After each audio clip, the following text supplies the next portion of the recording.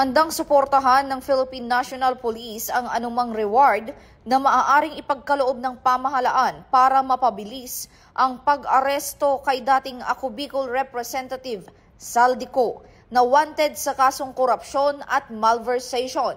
Ayon kay Acting Chief PNP Police Lieutenant General Jose Melencio C. Nartates Jr., tuloy-tuloy ang mahigpit na koordinasyon ng PNP kasama ang DILG at Office of the President upang mapabilis ang manhunt sa naturang personalidad na pinaniniwalaang nagtatago ngayon sa Portugal.